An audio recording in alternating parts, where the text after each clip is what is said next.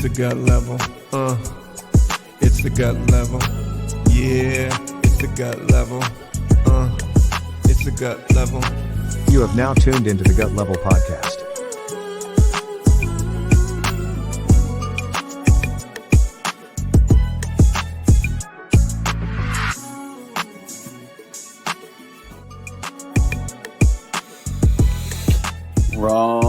Roman, Big Daddy Rome, what's good? What up, CB3, young Christopher in the building? Oh, you know, just out here doing another gut check on a Monday. What's cracking? That's good, man. That's good. To get started, man, why don't you tell us, why is the gut check so important? What is it and why is it so important? I mean, this is when you and I just get real, right? So we started off the Gut Level podcast with this idea that we should just record the phone calls that we're having because we were diving deep into authenticity, into fear, into vulnerability, all this stuff on the phone. And we were like, you know what, we should do this because I bet there's a lot of men out there that may not have friendships like this, may be afraid to talk about what's really going on with themselves. And so we said, hey, let's do this, but let's do this in a modified little format, which is just literally me and you jumping on and catching up. No script, nothing like that. So with that, why is that important, Rome? Well, I mean, it's important for so many reasons, man. The main one being is it's like a weekly download and dump, right? It's like we get to come in here and whatever internal dialogues, conversations that we're having with ourselves, we get to put that out there and then hold each other accountable to it, man. What are we working on? What problems are we facing? What are we dealing with? We get to talk about that, share about that, and possibly come up with some solutions, man. All right. Which leads to the question I have for you, which is, what happens if we don't do that, Chris? I mean, I think what happens if we don't connect authentically, whether it's with a man, with a woman, with gender non-binary, it doesn't matter, right? Who it is, we hold all this shit in, right? So like we internalize all this stuff and all these experiences we're having as men. And ultimately, it leads to things like depression. It leads to things like anxiety. It leads to things like suicide. It leads to things like addiction, right? All of these things because we have all this stuff that we don't know how to deal with, that we don't talk about. And we basically get to this place where we like suffer in silence as men. Right. And so the danger of not connecting with one another, of not having intimate relationships, of, again, even if you don't have it, if we don't have a place we can come, a safe space, and hear other men model how to do this, I think we're just at risk for all of this stuff to manifest into darkness. Right. Totally. And like, dude, 300 people a day right now are dying from overdose and suicide in the United States. So think about that crazy statistic, right? So basically a plane is crashing every single day in the US because a lot of this stuff is not being talked about. We're not dealing with it, right? So sorry to get so dramatic about it, but it's also real talk and real shit that like when we don't get vulnerable and authentic with one another, that's what happens. Or we're just fucking miserable in life. Yeah, it's unfortunate, but that's the reality. And just gotta say, since we started doing this, super grateful that we get to have this outlet. You and I come on weekly and do this, and that we get to share this and invite the rest of you guys, whoever's watching or listening, to also come and participate in the gut check. This is for everyone. So appreciate it. I'm excited for today to talk, to catch up, to brainstorm and throw out some stuff. But as always, before we get started, we have a little disclaimer. So, yo, welcome to the Gut Level. As always, we appreciate you tuning in and checking us out. But before we get started, we want to share a couple things with you. The Gut Level is a safe, inclusive community, you guys. So as long as you identify as a human being, you are welcome here. Whether you're black, white, brown, LGBTQ, gender non-binary, you're welcome to a first-hand, real-time accounting of men's transformation and growth. You might ask, whose? Ours. Yeah, look, we started this channel to help men evolve, and we create content to break those stereotypes and stigma surrounding men's issues. And we do that by removing that experience of isolation and the aloneness of being a man. What happens when we remove that? We realize that we are enough and we're a part of a tribe and a community. Yeah, and disclaimer, we do not have the solutions nor the answers. We're not experts. We are just two regular ass dudes helping to normalize men's humanity one experience at a time. So, like the video, subscribe to the channel, join our community below, and welcome to the Gut Level. Enjoy the show.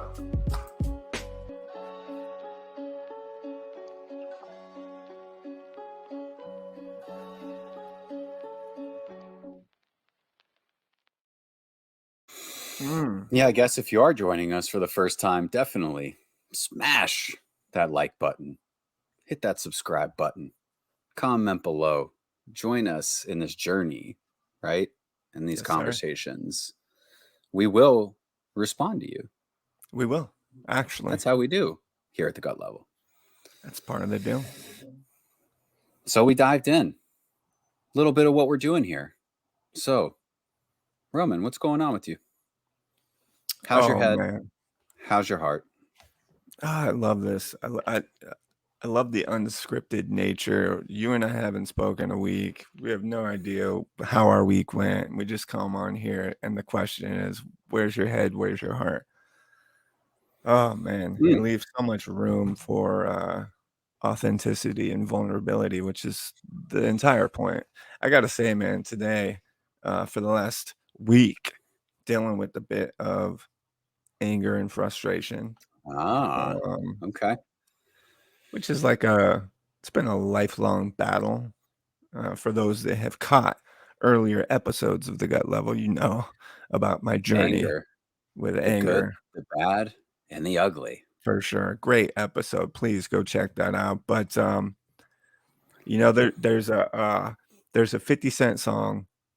I can't remember which one, but he talks about, you know, in August in Brooklyn or Queens, Jamaica, Queens, is when it's hot outside, and that's when people start murdering people. And I think I watched a video when I was like in elementary school that when it's hot outside, people are more irritable, and quick to anger and frustration. And I gotta tell you, man, it's been like over 100 degrees every single day up here for the past week and a half, and that statement is true. Now, there's a lot of other factors, and I'm not trying to come on here and blame the weather for my irritability. That's a me issue. But it definitely doesn't help. That's for sure. Days like this, I'm missing that San Diego perfect weather. But I hear that.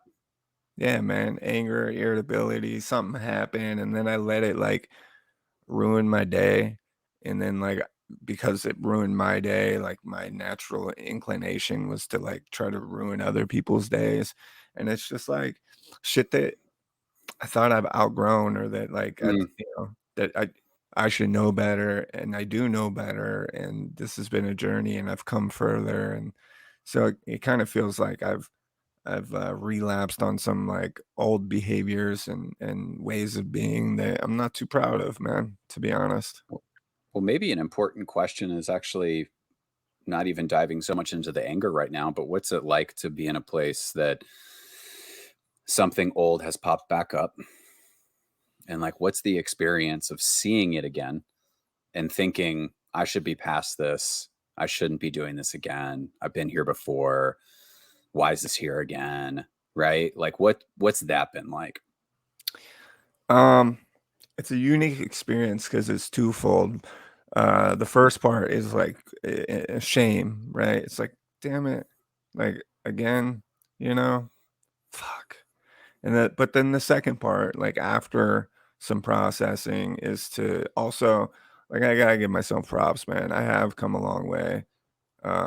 My ways of being are different, and so I just wish that the time between was a little bit shorter, you Yeah. know, from this is how I'm acting, and now I could recognize, why, how, and etc.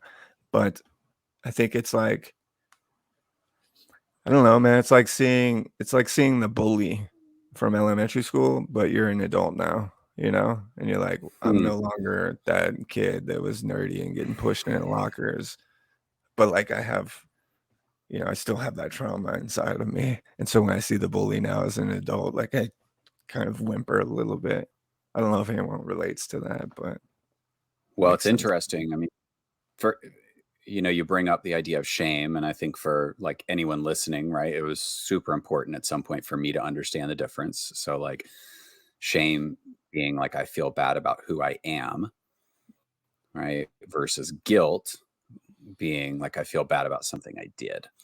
Yeah, So shame is deep, man, and I know we've talked about it on here, but yeah, I have a strong sense that it's something that a lot of us men deal with is shame about the way we see ourselves and the way we think for we should sure. be, the way that we are, and things like that. And I also had written something recently on, and I know you and I actually heard this together, and I had it written down somewhere, and that it's hard when you look in the mirror and see your enemy. Mm, It's like, ooh, I don't know what you said, but something you said made me think of that quote. yeah, Um, yeah. yeah, it's a rough one. Fortunately, man, I think that guilt is something that used to plague me in the past because I would constantly step on the feet of everyone around me, intentionally and unintentionally. Today, however, I think that it's just more about beating myself up rather than taking it out on anyone else. So I don't have a lot to be guilty for these days. I try to keep my side of the street pretty clean. But when it comes to self, man, I tell people all the time, if anyone else had or would ever say some of the things that I say to myself, like Mm, I would physically beat that person down. yeah, But then for like I sure. say it to myself and I give myself a pass, you know? It's like, That what's that self about? criticism can be staggering, Yeah. because you're exactly right. I've thought about that often. That, yeah, exactly like you said. Someone talked to me the way I talk to me, we'd It'd be have over problems. for sure. I also heard. I also had a friend send me a a meme the other day, and it said, "Your insult's not going to work because I already said that shit to myself earlier." Mm, I was like, "That's that's so good. true," you That's know. good. Yeah. Yeah. It's like hey, look, man, I'm one of the toughest people I know. Like I had to be. Not for you guys, but to deal with myself, man. Yeah. It's the truth. It's the truth. So Ooh, some anger this week. yeah, a little bit, man. That's where I'm at today. I'm good though. Today I'm solid. I'm warm, but it's a good day hanging out with my daughter. I'm enjoying these times, man. These are the times I worked my ass off really hard for years. And I want to say this, and then I want to hear about where you're at. But I worked my ass off for many years to get to the place where I am today, where I could spend quality time with my kids. That's one of the most important things in my life today. And I'm fortunate that I get to spend probably more quality time with my kids than most parents ever Mm, will. And that's really important to me. And I gave up a lot of freedoms in the past. I gave up a lot of financial security. I gave up hours and hours and days. I gave up my daughter's childhood. I didn't get to see her for, a good portion of her childhood as much as I wanted to in the pursuit of other things. And fortunately, like I realized really quickly that those other things were far less important than this, what I have now. And so I'm so grateful for that, man. And so today I'm just like in a place of gratitude. Like I get to mm. hang out with my kids, man. You know, I only work 3 days a week. You know, the rest of the time I get to just make memories, man. Explore new things, have new adventures, teach, instill values and morals, and show them, you know, things that I never ever could have dreamed of when I was a kid. And it's, it's pretty awesome, man. Pretty awesome. I always used to say that you had this like amazing opportunity to give your kids what you never had, you know? Yeah. And like what a like intergenerational game changer for them and for you to break the cycle, you know? It's It's crazy huge. to think about in that sense. Like my great great grandchildren who I'll never meet won't ever know the things I had to go through. You know what I mean? Yeah. That's that's pretty sweet. It's also why, you know, I've been going through this thought internally recently though too, is like the importance of being able to work really hard and prioritize things and build wealth and do all of these things and still be able to prioritize what's important. Yeah, And like I think it's like a journey, right, of like how to totally. figure that out. Um and actually, yeah, I've been very much in that like place recently of feeling like I'm ready to build again, you know. And part of it's Mm, with the gut level, and you know, part of it's, you know, outside of this, just in business in general and life. But yes, sir. it's like how to continue to really prioritize everything that's really important, but also work really hard. And the simple thing I figured out so far, and we'll see as we continue along our journey here at the gut level how this all works out, is to me what it feels like is being really intentional. Mm, So it's like, even if you only have 30 minutes with your lady, you make that 30 minutes 100% about that 30 minutes with her, yes. right? No phone, no computer, no TV, like just boom, in it, Yeah. right? And then, hey, you might have to go do something else. You might have to work late. You might have to do this stuff. And, you know, I don't have kids yet, but like, I feel like Right. the intentionality side is where we probably get it really wrong. And I know I got it wrong significantly in the past, was Yeah. always being connected to work, always being distracted. So Totally. even if I was around family and things like that, family was like, yeah, but you're not really here. You know, like Right. you're Right. physically here, but you're thinking about other shit or you're doing other stuff or whatever. And it's like, how do we create that line where it's like, even if it's just like, I just get home and I know I got a bunch more work to do, how do I like literally shut it off and like, Mm-hmm. like be super fucking present in that moment, let that person feel that I'm here, I'm with them, all that. And then to turn, you know, so I don't know. It's Yeah. just, it's an interesting dialogue to have, is how do we do it all? Well, it's interesting when with you saying that, and now that you feel like you're in a place where your priorities are right and you're ready to build. It's like you and I were on top of a mountain last year, and we're having conversations that were tearful in nature, highly emotional, and the premise to most of those dialogues were things aren't right, the priorities aren't right, the foundation isn't correct. Like Right. there's work that needs to be done, and both of us were basically like committing to, hey, over the next year or however long it takes, we're going to figure out the priorities, we're going to build the foundation, we're going to get things into a good place so that we can, you know, move on from there. And that was, I think, huge for me. It also, it sounds like for you, was we set that intention, we had that conversation, and now I very much feel the same, man. I feel like I have the foundation right now that I haven't had in a long time. And what I'm realizing is I actually do have more time available to build other things and work on other things and do some other things. Like the foundation is finally stable enough that I can start to build this house on.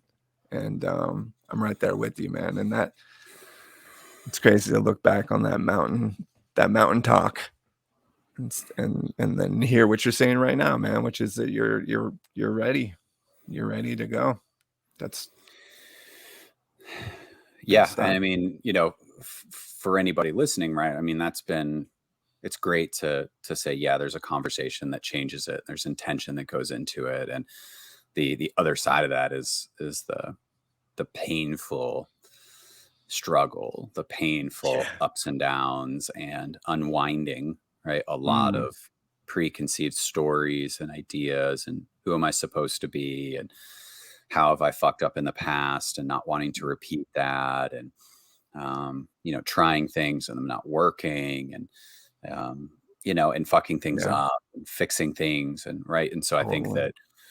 that that's so much a part of the story is the journey itself. And I heard Yeah. something again. I'm rattling off quotes today, but I heard again something that was impactful, All good. where it was somebody talking about the journey of becoming versus the journey of achieving. And I was like, ooh, Mm, like, and we talk about that a lot with like getting to the top of a mountain versus like prepping for the mountain and climbing the right. mountain and all that. And like, that the summit's kind of whatever. And like that it's like a thing we're Right. trying to do, but it's not the end result and the goal. And, we can have just as much success without getting to the top. And that then it clicked for me, it's like, it's about the journey. And like you said, back to like tying it back to like the anger thing. It's like, yeah, like that we continue to have stuff come up, Of right? course.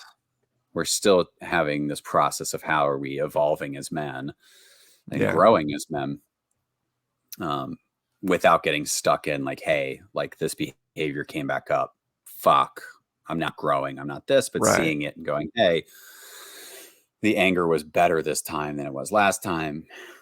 The time between anger and shame and this was much shorter, right? Like there still is pretty Yeah. remarkable growth if we really can take a look at it and not get stuck in the story that Right. we have about it. Yeah.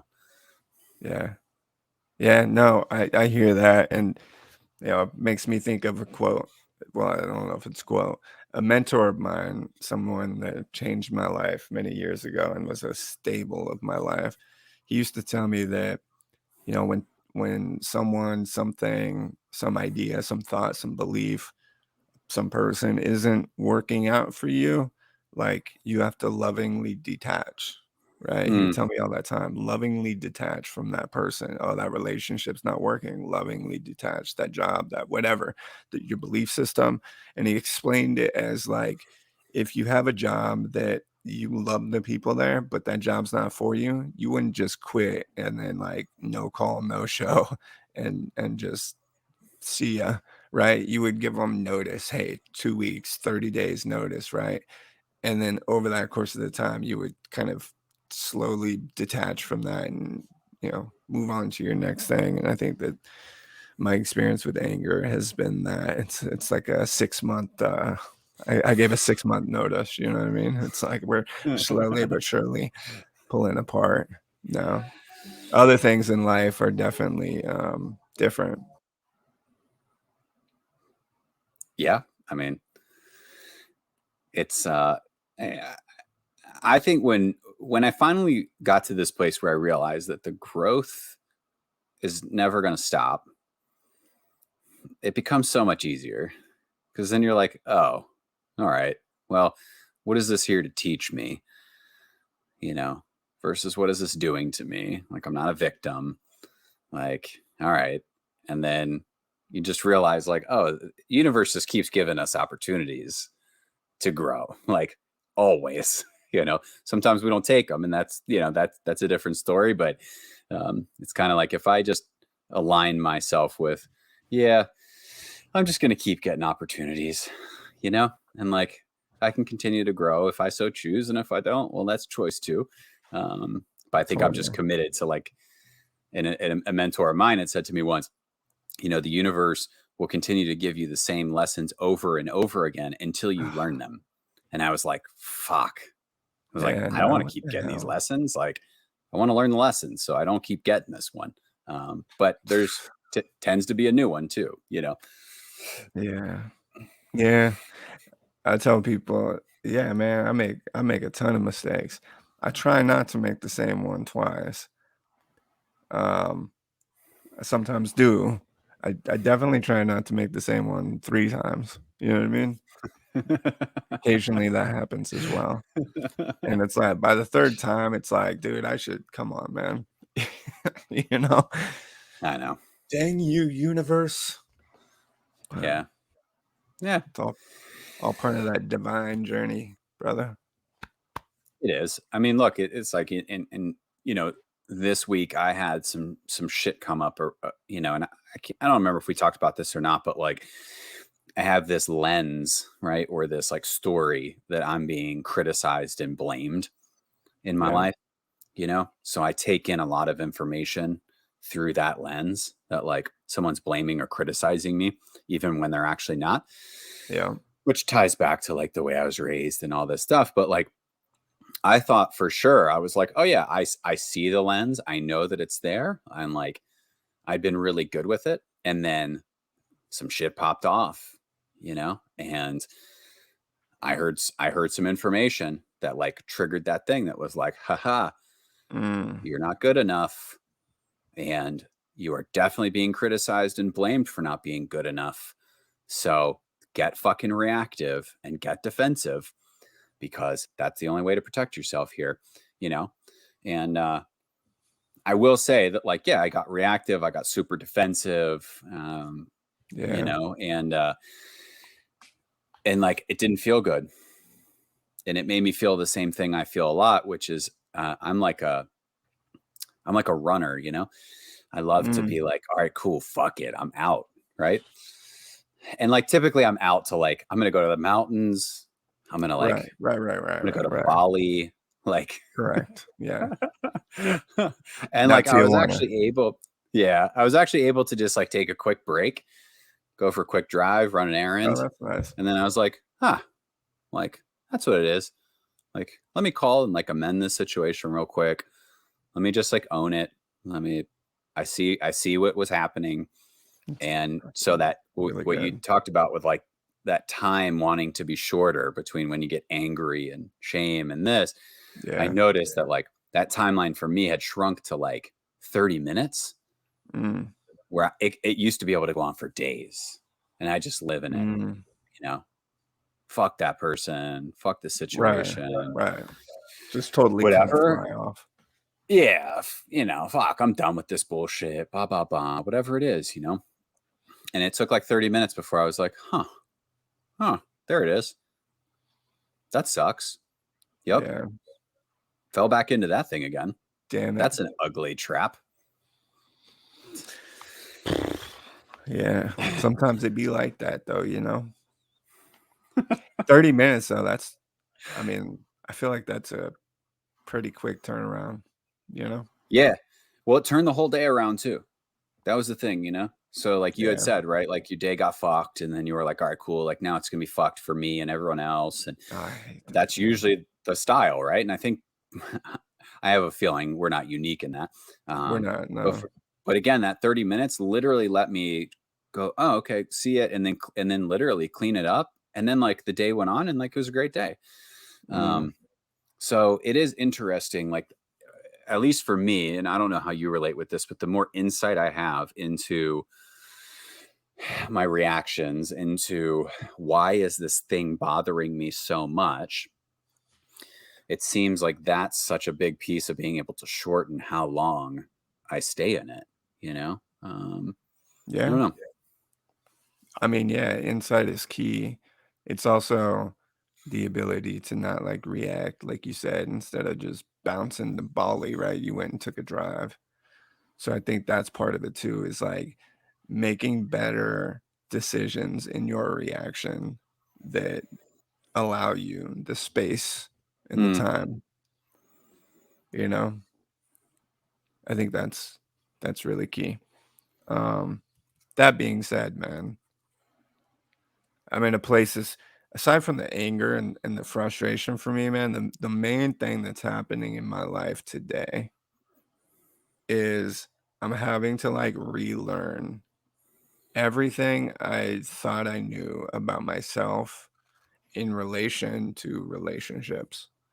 mm, coming out of the last relationship, man, I felt like, I was told I was a rabbit for so long that I believed I was a rabbit and forgot Yeah. that I was Roman. And Hmm. now it's been a significant amount of time since that, and I'm ready to maybe like try to put myself back out there and try to see what's out there. But I'm like, am I a rabbit or am I Roman? Like I don't it oof, I feel like I got the training wheels back on, and and it's really confusing, man. It's really confusing. And that's like a whole nother conversation and probably a full episode to talk about. But it's like when you spend so much time with one partner in a committed relationship, and all its dysfunctions and all the intricacies of that, and you become I became a certain person in that relationship, fair or not, it just happened. And now Right. that relationship no longer exists, but I'm kind of still, you know in that role or in that mindset, carrying over those beliefs that I had been instilled with, you know, for good and bad, mostly kind of negative. So now that I'm ready to maybe pursue something else, it's like how do I go back to like who I was before that relationship? Can I? Is it even possible? You know? So that's all I'm I working mean, on right now. the question that comes to mind is, could you really ever be the same person today that you were back then? Yeah, I know, man. Or do It's you change, right? Does everything yeah. lead to actually you being a very different person now? And could you ever actually even get back to who that is? Or would you even want to? Yeah, I think part of me is grieving, man, because in the one category of how do I show up in a potentially romantic relationship, right now I have 0 romantic relationships, and I'm interested in having one. Although, like, I now have instilled within me fears and beliefs about myself that are holding me back that I never previously had in my life. So, to a certain extent, yes, I would like to be in that regard who I was prior to this last relationship. And I know that I can't ever, you know, unchange or ungrow. I can't unlearn and unhave experiences, right? Like it's just so I think part of me is also grieving that, but also trying to figure out, okay, like how do I navigate in this new version of myself? You know, where can I cut some of the fat? Like, how can I'm different. I've known how to navigate this one way my entire life. That's changed. How do I navigate it now? It's a trip, man, to be 34 years old and insecure about things that I've never been insecure about, you Hmm. know? When we talk about trauma, man, like most of it's in regards to like childhood trauma, or adolescence, growing up. Now I understand that trauma happens to everyone at every age. It doesn't discriminate, but I've spent so much time untangling childhood trauma, and so now I'm getting to like look at trauma that happened a year and a half ago, a year ago, 2 years ago, you know? So it's interesting, man. It's very interesting. And I'm really struggling with it. We just talked about the awareness and self-awareness as being a huge benefit. Sometimes maybe it's a hindrance as well, possibly.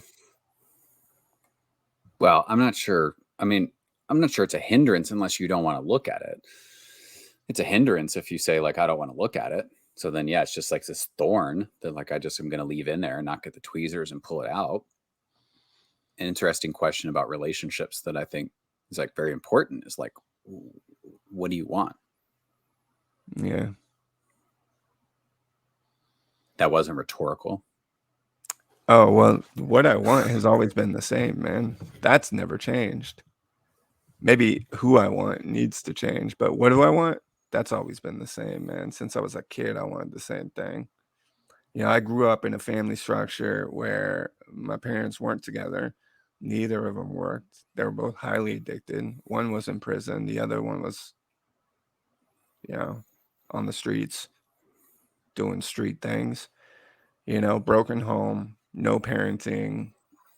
So I grew up fantasizing about a stable household, married couple with kids, the house, the white picket fence, the shit together, man, the joy, the laughter.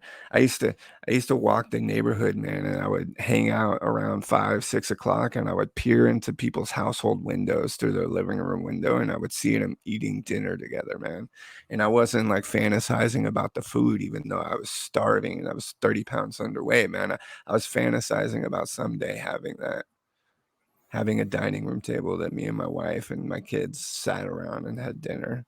So what I want is that, you know, and there's so much more that goes into what that looks like for me. And you know, maybe that's something that we talk about at a later time. But at my core, man, I want a life partner. I want a partner for the rest of life.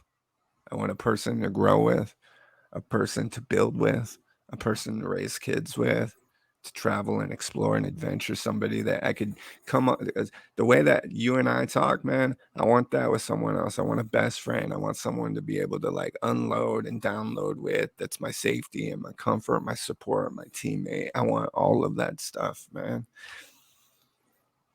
And like my last experience is oh, I start getting emotional, man. But I'm starting to lose hope that that's like a possibility for me. I have a feeling there's probably a whole lot of other men that experience that. You know, no matter where they're at in life, no matter what their relationship status is.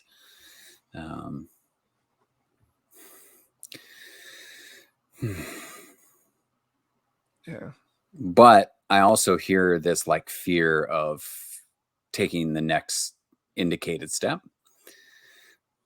which is Correct. like, you got to go on a date, you know, Correct. like, right, like that, Yeah. you know, like that ultimately becomes the answer. It doesn't mean that you don't have all this other stuff to look at and address and what do you want and dialing that in and Yeah, you're making right. sure that this person can show up in that way and right, that you're going to grow together and all these things. But ultimately, right, at the end of the day, it's like, if there's a fear about like, well, I'm just going to be hopeless and think that there's no answer for me and all of this, but you're not going to actually test that out,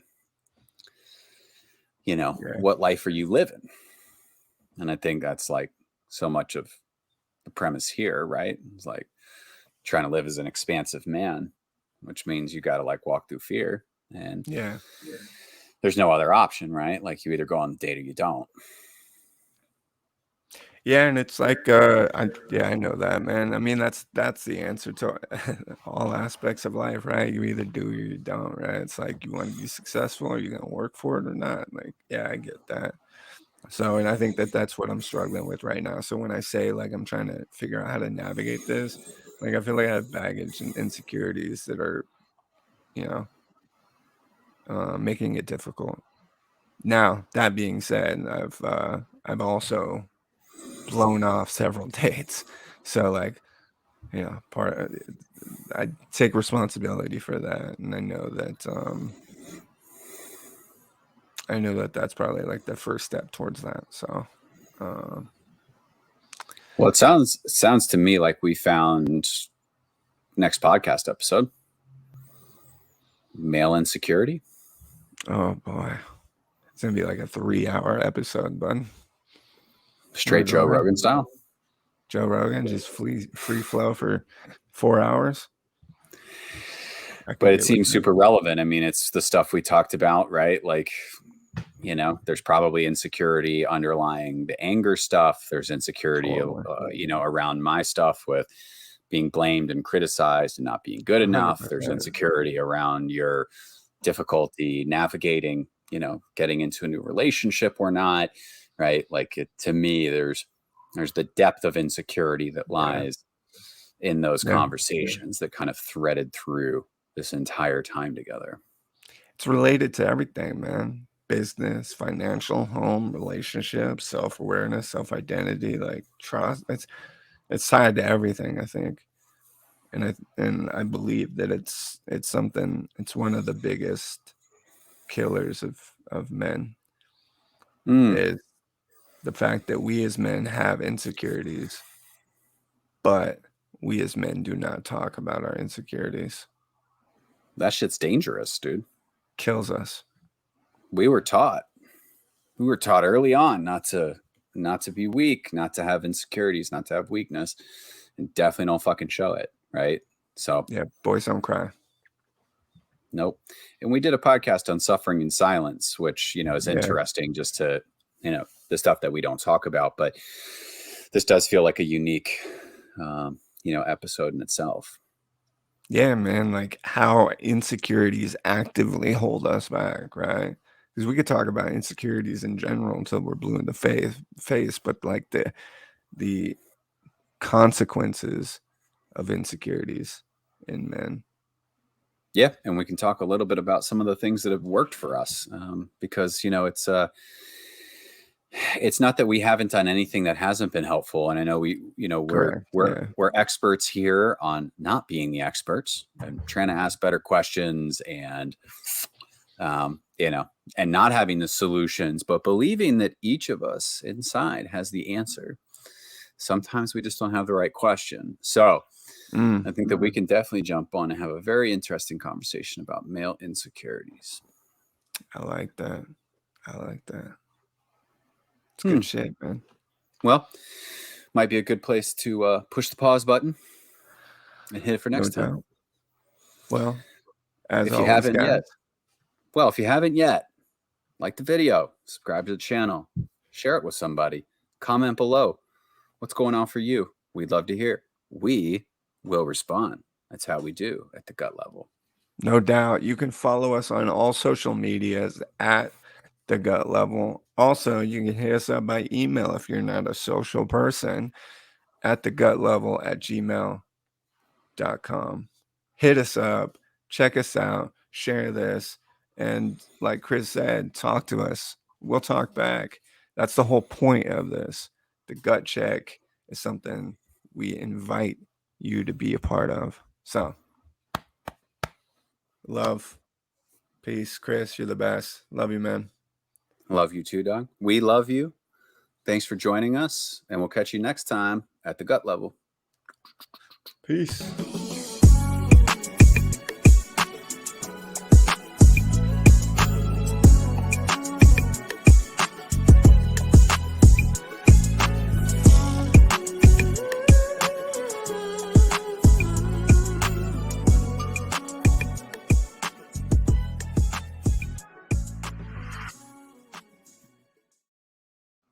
So fucking hot in here.